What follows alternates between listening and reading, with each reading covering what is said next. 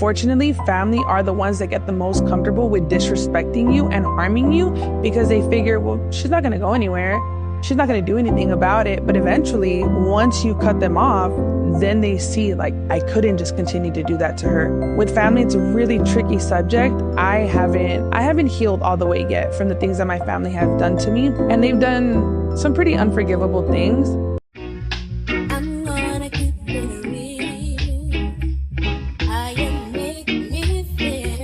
Bow.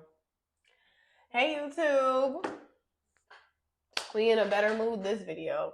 It's your girl Tati Dendada. I'm still recovering from my cold, so don't mind me. I'm not putting on a lot of makeup. I'm not looking too cute, but I'm still cute. Always cute.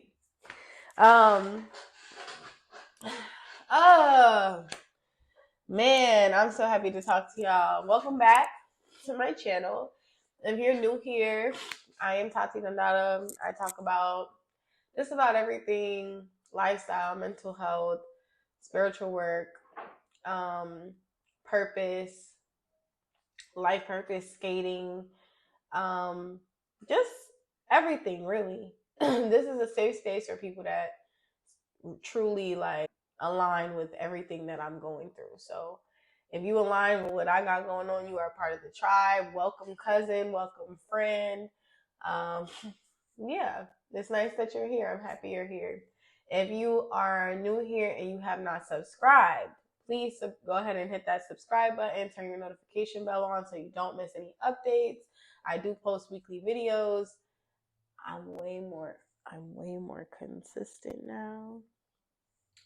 No shade. And yeah, let's get into today's video. Today's video is how to detach from your toxic family, being the generational curse breaker. So, do I have the honor? Oh my God, it's so lovely to meet you. I am also the generational curse breaker in my family. There are multiple generational curse breakers in multiple lineages and families. There are obviously multiple generational curse breakers in mine. I think I just so happen to be the biggest. What Biggs the Plug said? Yeah, I think I'm the biggest. I'm the biggest. I'm just the biggest. That's what it is, because no one in my family is doing what I'm doing. And low key, even though I'm the generational curse breaker, they kind of hate me for it. It sucks that that's the way that it is, but they kind of don't like me for it. And I kind of get labeled the black sheep of my family because I'm doing something that they've never done. So I get it. Like I get a lot of the hate. And I've been getting it for a long time. Actually, I've been getting it since I was very little. So I knew I was starting something new from the moment I popped out, because my first hater was my grandmother. Actually, imagine your grandmother, the person, my mom's mom. Your grandmother is supposed to be the person that really guides you through life, you know, and you're supposed to be kind of guiding them through their next phase before they pass on. And my grandmother has been my biggest hater since I was very, very little. So yeah, but welcome, generational curse breaker. I'm so happy to have you here. In this video, I want to talk about how to identify toxic behaviors and patterns within your family, and practical ways to emotionally and physically detach while maintaining your peace, because that's a big one. And also I want to talk about the importance of breaking generational curses and cycles, and creating a healthier legacy for your life and yourself and your future generations, because that's the most important thing. You're not alone on this journey at all. I want you to remember that you're not alone, and let's build a community of healing and support together. You're here with me and I'm here with you. So subscribe and watch videos like this so you can know that you're not alone. There's other people that's going through this, and I want you to be active in the comments and tell me your experiences, or at least tell me how this helped you. everybody's situation is different. Um, it doesn't matter really what the characteristics are too much, because they're all different but yet the same. So if you have a family that is consistently sweeping things under the rug, and no one in your family wants to deal with things and talk about things, or at least get help, or at least help themselves be better people, if they're just living in survival mode and they just want to keep operating and just call each other family, and just everybody wants to put up with each other's shit, 9 times out of 10, if you're the person that's onto that and you see everything that's going on and you don't like it, and you're the person in your family that challenges that, you know that you're the generational curse breaker. Oftentimes you're going to be labeled as the black sheep of the family. Oftentimes you're going to be labeled as the problem in your family. They're going to make you out to be the problem for things that are absolutely not okay that they're doing. Unfortunately, I don't know why this is such a hard thing for a lot of adults to receive. A lot of adults don't want to receive the fact that they are being harmful. And they don't want to be told that they're doing something wrong. Some of the things that are in my lineage that I would like to break, specifically in my lineage from my mother, specifically, is having children out of wedlock. I don't want to have children out of wedlock. I would rather not have children at all if I'm not going to be married. That is a generational curse that's only through my mother's lineage. It's not through my whole entire family, but specifically, that is something that I'm working on breaking. I do not want to have children unless I am married. My grandmother had my mom out of wedlock and then got married, and then the man I knew to be my grandfather growing up adopted my mother and became her father. And he's been my grandfather, and he's still my grandfather even though he's passed. That's the man I knew to be my grandfather. But because my grandmother had my mother out of wedlock, and my grandmother's mother, my great grandmother, was married. So even though she had more than one husband, she had two husbands, she was married both times. My mother's sister is married. My mother's other sister is married. But because my mom specifically has passed down the generational curse of having children out of wedlock, and my grandmother passed that down to my mother by having her out of wedlock before she was married, that's a generational curse I would like to break. I'm breaking the generational curse of being broke. The people in my family have not, and I don't know if this started, and it probably started with my grandmother. I'm not going to lie, because my great grandmother was wealthy. And my grandfather's family was definitely wealthy. But for some reason, my grandmother did not create wealth. Even though she came from a wealthy family, she did not create wealth.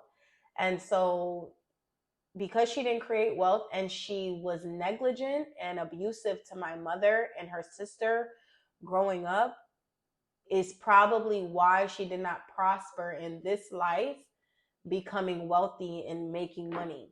Because you got to understand, people don't understand a lot of the times why people are broke outside of just poor money management is because they deal with bad people, or is because they treat their children really badly. You're not going to be blessed in this life if you're walking around treating your children like shit. You're not going to be blessed in this life if you're dealing with karmic people. My mother has been dealing with really bad men for a long time, her entire life. So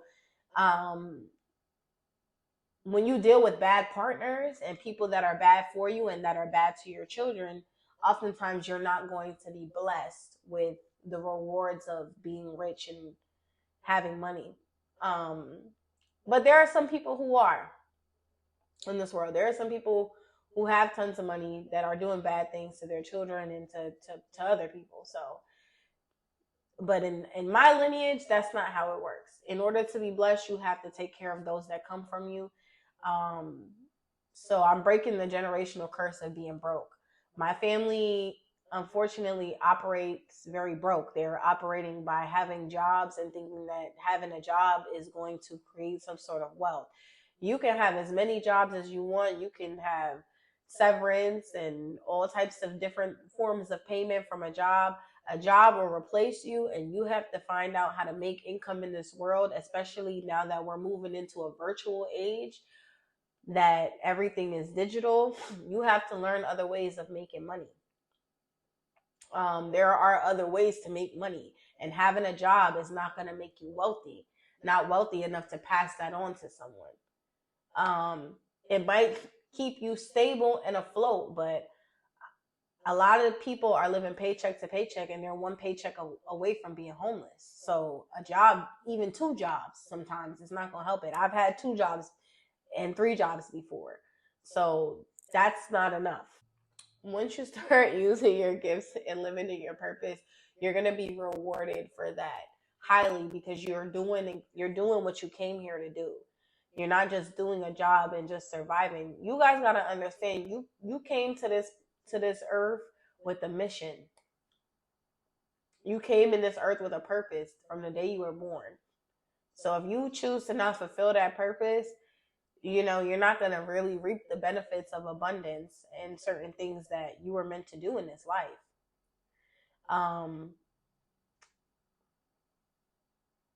So I make it a point to live in my purpose. And I do want to add that living in your purpose is not easy, because you're battling the way you've been trained to act and behave and live, and you're going against that and doing what your spirit is telling you, what God is divinely inspiring you to do. And it's not easy because you're going on faith. But if your faith is strong and your faith is stronger than your flesh, you're going to do it. And let me tell you, if you've gone through a spiritual awakening, if you've ever gone through any type of awakening or any type of spiritual experience that's woken you up in this world, you're going to realize that your purpose, once you've seen it, it's not going to let you settle. It's not going to let you settle for going to that job. It's not going to let you settle for just having a phone and not using it to create the content you're supposed to create. It's not going to let you settle. Bad, and it's I don't even want to say it like this, but if I'm just being plain and I'm just speaking in plain terms, when you choose to rebel and not live in your purpose, that's when things start going bad. Because it's almost like you gave up on your mission, and instead of being rewarded, you get whooped. I don't know. I really don't know any other way to put it. Yeah, I really want to share this situation and this story. I went through you go through many spiritual awakenings, and I have my spiritual awakening story on YouTube. It's in my Let's Get Deep playlist about my first spiritual awakening, but I've had many since then. And so the most recent spiritual awakening that I've had, I was not shooting my content, and I was just using my old content, and I wasn't even doing anything. I was only using my old content because Spirit did something interesting to my life. So one day I woke up and my camera just decided that it was not going to work on my phone. Now, obviously I have a camera and I have my phone, but I need my phone camera to shoot different kinds of content, like reels, TikToks, shorts, YouTube shorts, etc. Y'all know that whoever is my spirit guides connected to my highest self, God, literally took that away from me and said, you know what, since you don't want to get on it and do what you're supposed to do, we just gonna take your camera away. Y'all, my camera would not work for nothing. I tried everything. I was like, I'm gonna just have to get a new phone because it's just not working. Like, nothing's working. I just have my... And then I decided to pick up my camera and shoot a YouTube video. And miraculously, because this is how things divinely end up working for people. This is how you're being divinely guided.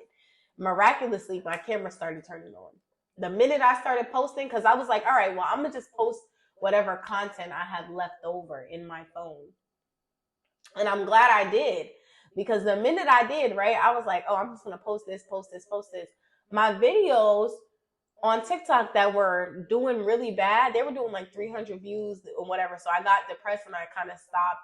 I was living in my depression at the time, and I just said, I'm not going to keep making content for TikTok because I was disappointed. I was like, I'm not getting paid as much on TikTok. I didn't want to film, whatever. And then my camera was divinely shut down, not working. And then I said, you know what? I'm just going to post all this stuff in my drafts. I had like 100, 200 drafts. And I just said, fuck it, and posted them. Y'all know I posted all that old content and my camera turned on. Miraculously, my camera just turned on and started working again. I don't even have that problem no more. I didn't have to get a new phone. But that's how things happen when you're choosing not to live in your purpose. And that's why it's so important for you to continue to live in your purpose. And life will not let you settle if you're choosing not to live in your purpose, especially if you've been opened up to your purpose already. Life will not let you settle. I promise you it won't. Mark my words. But this is one of the generational curses that I am steadily breaking. None of my family members really live in a purpose all the way, completely. I don't know anybody in my family that's living in a purpose. Maybe one person I could say, other than myself, is living in a purpose. Everybody is just living to survive, which means to make their money, to be stable, to have the physical things. But you got to understand, when you're living in your purpose, you are feeding your spiritual self, your soul, your divine purpose, your God body.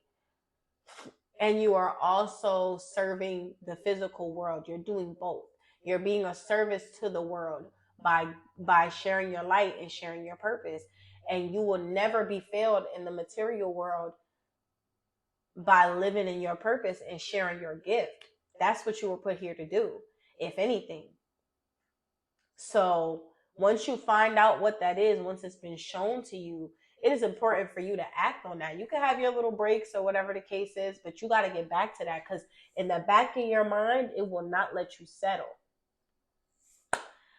Some of the generational curses that I also want to break is I want to break covering up sexual abuse and sexual assault and rape in families. I want to be more vocal and expose these things more. And I have been the only person in my family that has been vocal about the things that have happened to me. Now, unfortunately, my family is not the most receptive to that.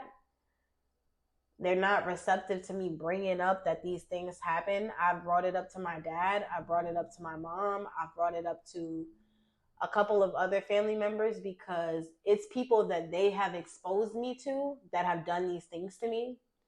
And unfortunately, I have not gotten a positive feedback, but I'm used to being the black sheep and I'm used to them treating me like the outcast. So it's okay that I didn't get positive feedback from being honest about the things that are happening to me, about, the things that I've gone through. My mother specifically has a very negative relationship with men, and she has exposed me to a lot of men that are grown and should not be doing a lot of the things that they do and should not have tried a lot of the things they have tried with me. So, as a kid and as an adult, mind you. So my I've been it up. I have been breaking the curse of sweeping those things under the rug. I will not be silent about sexual assault at all. No one should be. I don't care how much it hurts the people around you. It hurt you more that you're the person that went through it, and it's hurting you more that the people around you don't care enough to do something about it and still want to talk to those family members or still want to speak to them. It's not right. And make you live with that. I'm also breaking a curse. This one is a little different. I don't know what kind of curses that your family may deal with, but one of the ones that my mom also deals with is promiscuity.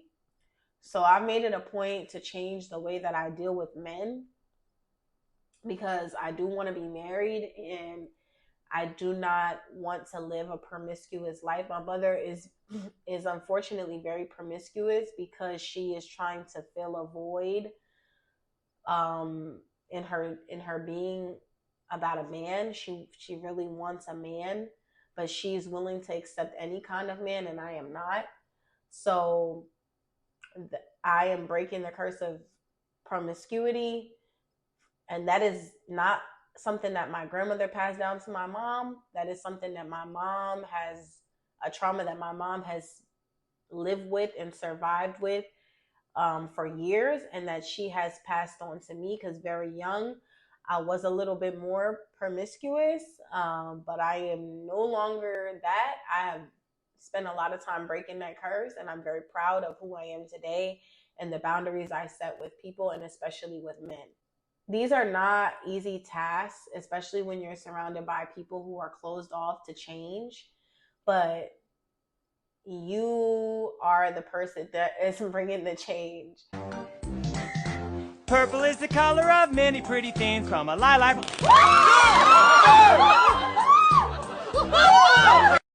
You know exactly when your family is becoming harmful to you. So, on top of breaking these curses, you do have to detach from your family. And it's a hard thing to accept, but it's real because if your family is not being forthcoming with fixing these things or confronting these things or getting in therapy or managing these things, or at least trying to heal and cure these things, you have to start letting them go. And that's the worst part. My dad,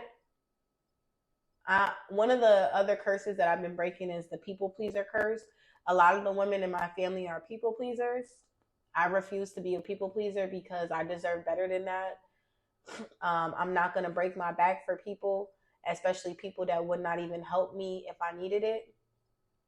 And because of that, I'm going to spend a lot more of my time healing myself and setting boundaries with people so I can only attract the people that are for me and that will do things for me in the same way I would do things for them. I'm a very reciprocal person. I'm a very fair person.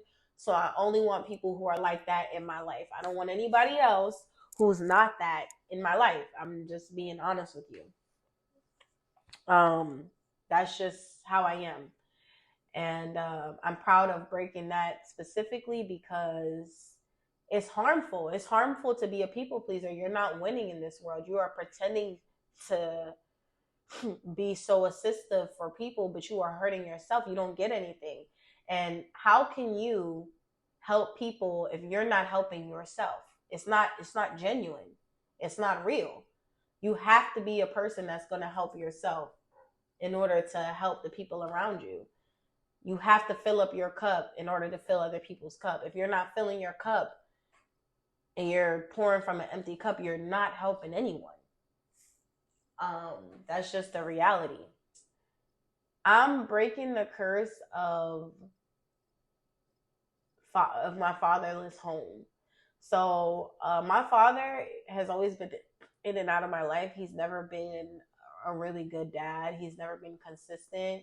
He's also been very harmful in the way that he's talked to me and treated me.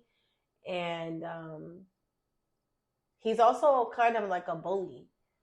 And I have decided to cut my dad off. I texted him for the first time in a long time the other day because I just wanted to make sure he was okay and still living and breathing. But that's rare because I don't honestly do that. He has gone years without speaking to me. And then the moment I decide that I'm cutting him off and not speaking to him, he wants to blow my phone up. He wants the attention. He wants this. But it's like, I even moved to the state that he lives in, and he still didn't decide to be a better dad. So he still was neglectful. He still wasn't a dad. And I can't blame. I can only blame my parents so much for their behaviors because a lot of these things have come from the trauma from that their parents have given them. And my dad doesn't know his actual parents because my grandmother who raised him adopted him. So he doesn't know love the way he should know love. And it's probably very hard for him to give that. But in the end of the day, I can't accept what's not fair and what's not right. I deserve better. And everybody has a choice to be better. And if you're choosing to not be better, that's not my fault. You know, I have to let you go. Detaching from your toxic family looks like not coming around on holidays, not coming around on birthdays, not participating in these things because you're deciding to show them that I will not come around to be disrespected. My grandmother is, my mother's mother is not a very kind person. She's a very nasty person, and she bullies people as well. And she used to bully me as a child. And as an adult, she's bullied my aunt and both of her daughters, my aunt and my mom. And they have tolerated a lot of her stuff for so long. They have this toxic loyalty to their mom where they still take care of her and they still do all these things for her, even though she has abused them. And she's never done anything for them. And I'm also breaking that curse because no matter who my family member is, you have to come around here treating me correct. You can't just treat me however you want to treat me and expect that I'm going to be around. I'm not going to be around, and I'm not going to allow you to treat me however. And I'm setting those boundaries by not showing up. And you're going to notice that. Oh, Tati doesn't come around. Yes, Tati's not going to do this because until you guys change this behavior, I'm not going to subject myself to the abuse. I'm just not. And it's hard and they take it very personal, but the reality is you have to protect yourself. You have to keep filling up your cup and sharing it with those who are deserving, those who you feel like are family, those who do it with you. You don't have to do it with the people that are called your family. They say blood is thicker than water all the time, but how come it's the people that are in your family that are hurting you the most? They were the first people to hurt you before you even met a stranger in real life to hurt you. So when you look at it like that, I get to choose my family as an adult. I don't have to do what my family wants me to do because they're disappointed that I won't put up with their behavior. And they want to be comfortable. They want me to live in their BS and the way that they're living, even though it's wrong and it's not okay. And they just want me to put up with it because we call each other family. That's not how that works. And that's not the type of family I would want to come from me. That's not the type of family I would want to cultivate. I just seen it. But yeah, detaching from your family is going to be hard, but it's necessary. And if your family is really harmful, there are people who never speak to their families again. They get out of there and they never talk to them again. And I've been on the verge of that so many times. And I don't know what's in store for me and my family. I pray for their healing all the time. But they have to want to do the work and they have to want to change. And if they don't, I am perfectly okay doing the change in myself alone without them. And if sometimes that means leaving them behind, that's what that means. If you resonate with this, I hope that